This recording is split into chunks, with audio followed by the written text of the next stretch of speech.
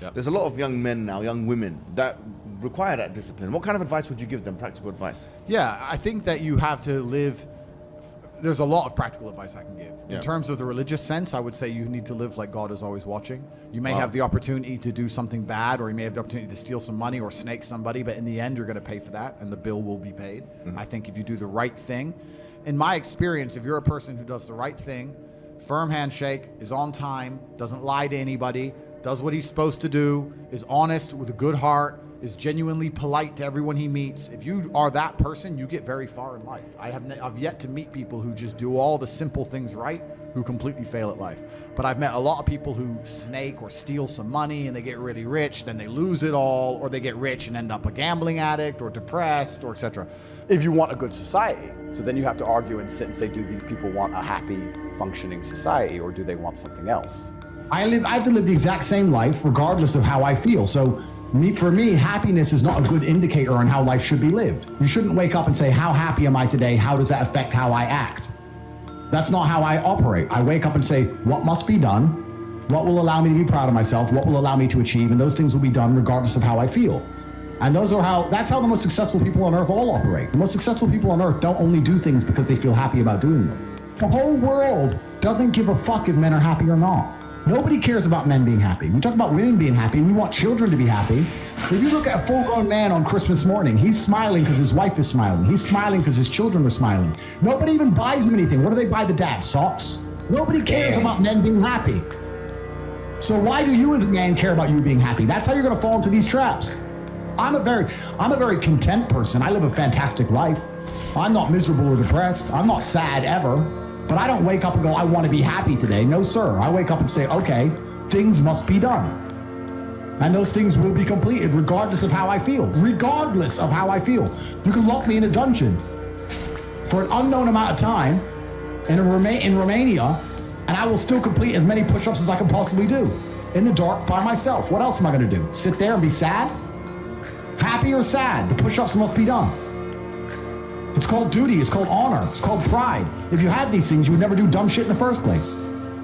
So you have to just understand that God is always watching. He's going to reward you in the end. That's the first thing. And the second thing I will say is that you are the sum of the 5 people you spend the most time with, and you need to curate your reality. I think the biggest problem with young people today is that they don't curate their realities heavily enough. The people that they want to spend most time with aren't adding any value to their lives, and then they end up wondering why they don't get it. I stand in the mirror with a pure heart. I know I am the best version of me that could possibly ever exist. I know that God is proud of me.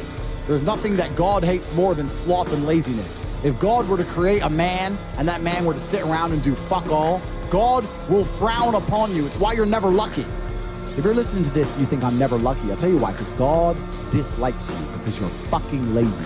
Start to work. Start to show God the beauty of his own creations. You'd be amazed how lucky you'll become. God is unhappy with these people. And inside their hearts, they're unhappy. We talk about depression, anxiety, all those things you mentioned to me earlier on this podcast. That comes from self-loathing.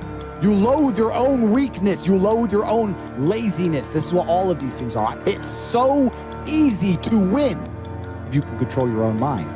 But it seems that nobody fucking can.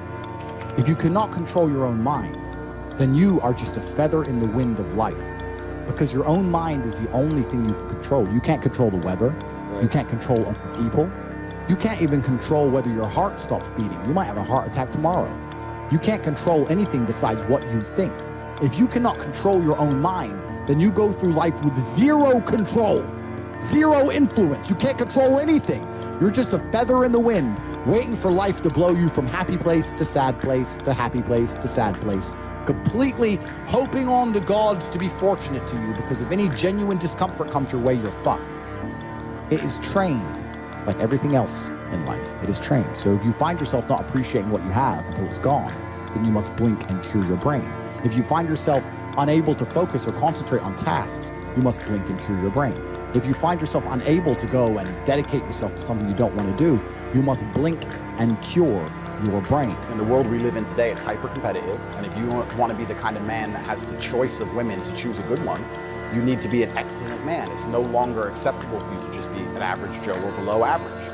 You have to get up and you have to work hard, you have to be smart and interesting, and you have to be charismatic and make some money and be in good shape, and you have to try very hard. Genuine masculinity is not out here to hurt people. It's absolutely the opposite. It's out here to protect. And when bad things happen, they call traditionally masculine men. You need a firefighter. You need a masculine man. When you call the police because of the problem you have, you want masculine men. And as soon as a woman or a man is in trouble, when you look for backup, you look for masculine men. And masculine men have a duty to provide and protect those they care about. We have a duty to do things we don't feel like doing because we know we're supposed to do them. And that's why we stayed in the Titanic and died. Those were masculine men. Life as a man is exceptionally difficult. I say the most beautiful and the most terrifying thing about being a man is you're born without value. Society doesn't care about you. You're only going to be cared about based on how useful you are. You have the chance to build yourself up and become a superhero if you're prepared to do the hard work and be indefatigable enough to never quit.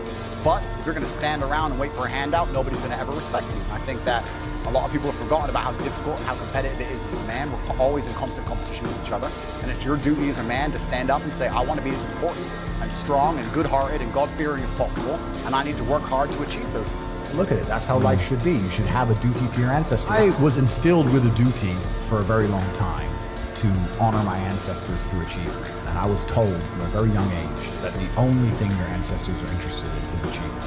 Even to this day, when I do podcasts, people repeatedly talk about my father. If I wasn't successful, he wouldn't be spoken about anymore. He died 9 years ago. And he was a good chess player, but no one's really that interested in chess. The reason he lives on is because I'm so monumentally successful that people are interested in my origin story, and he is mentioned. The reason I will live forever is because my son will be so monumentally successful that they'll talk about how he could have been such a perfect specimen of man, how he was raised, and they will mention me. If you give a shit about your ancestry, and if you give a fuck about your family, and you're not a selfish person, and you want them to exist out in the ether for reality, for the eternity of reality, it is your duty to be successful. A traditionally masculine man does things he doesn't feel like doing because it is his duty to do them. He charges into the burning building because it is his duty. Not because he feels like it, because it is his duty. Men who do not control their emotions are dangerous. If you find a man who is stoic, he's not going to hurt people. He's going to sit and think about his actions very carefully, and he's going to be a good man who protects and provides for his family. If you find a man who just acts out on impulse and does whatever he feels like, you're going to find a dangerous man. You need to be teaching stoicism. You need to be teaching young men to understand that the world is very, very difficult. It's hard to be a man. You're going to feel bad sometimes. You just suck it up and perform anyway.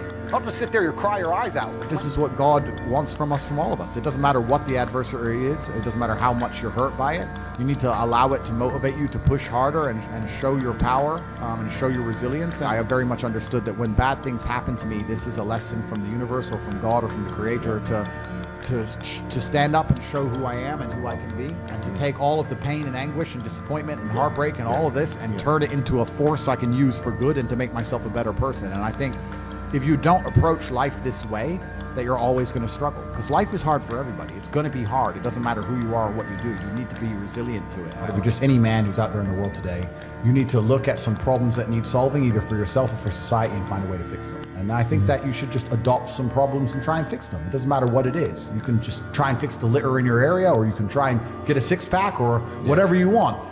So if you love your family and you love your last name and you're proud of yourself, then you have a duty to be massively, monumentally successful, to show homage to your ancestors. I find it amazing there are people out here today who are going to sit and say, oh, I'm sad, I'm too depressed, I don't want to work hard. Do you understand that only 200 years ago there were peasants out working a field, starving, surviving the Black Death, surviving the plague, struggling to exist just to reproduce, so that 200 years later you can be the end of their bloodline, for you to sit on your ass and do fucking nothing? Like, you're a fuck up. You're fucking up your entire bloodline of your entire ancestry. You owe these people things. They went through hell for you to exist. You have a debt. You have a duty to pay. You have to be the best possible version of yourself. And the same to God. God loves people who try. God loves people who work hard. It's amazing if you try your very best all the time, what God will give you. He'll give it to you, anything you want, if you actually try. Not convincing yourself you try, actually try. They're different things.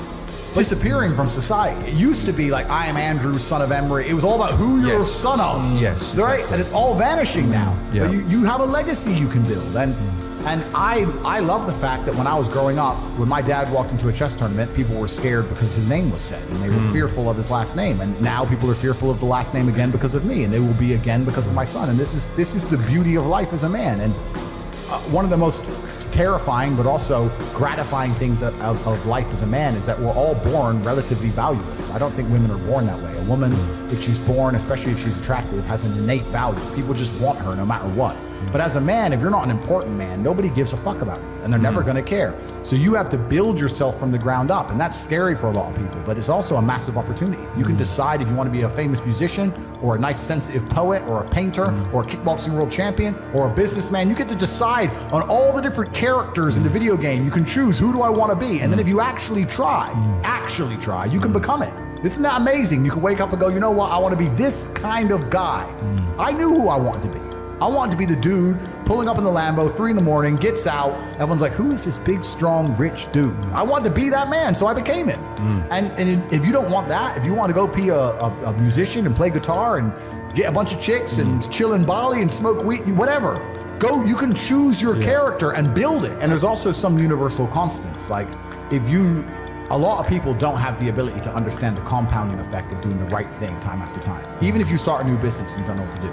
I guarantee if you're always on time, if you're a builder and you're always on time, take the basic shit, just be on time. Yeah. Over time, you may think, oh, I'm just on time, no one notices. Trust me, across 10 years, that's the difference between being a successful builder and not being a successful builder. Just stick to the absolute basics and do the right thing and know what you're supposed to do. And this is why I have so little sympathy for people who go, oh, I'm trying to make it and I can't, because I think they're lying to me and they're lying to themselves. I got a lot of emails, a lot of messages, a lot of people like, bro, I'm trying my best. And my answer is simply, no, you're not. I really don't think they're trying their best. Maybe I come across and I seem non-sympathetic, but I'm from a council estate in Luton. I'm now a billionaire. And it's because I actually tried my best. A lazy person thinks he's working too hard, and a successful person thinks he isn't working hard enough. And we're doing 20 times the work they are. And we're like, oh, I could have done more, could have done this. Oh, I missed that today, can't miss that again. Oh, I should have taken that call, I should have flown there. I should have. That's, we have guilt about it. They don't give a solitary fuck. And even if you pointed it out to them, they'd sit there and go, oh yeah, and they'd make some excuse for it. It's the brutal arrogance of people. It's like, if you're not gonna take any action at all after 2 hours of being educated, then you're gonna just stay a loser. Yeah, 100%. That's the reality.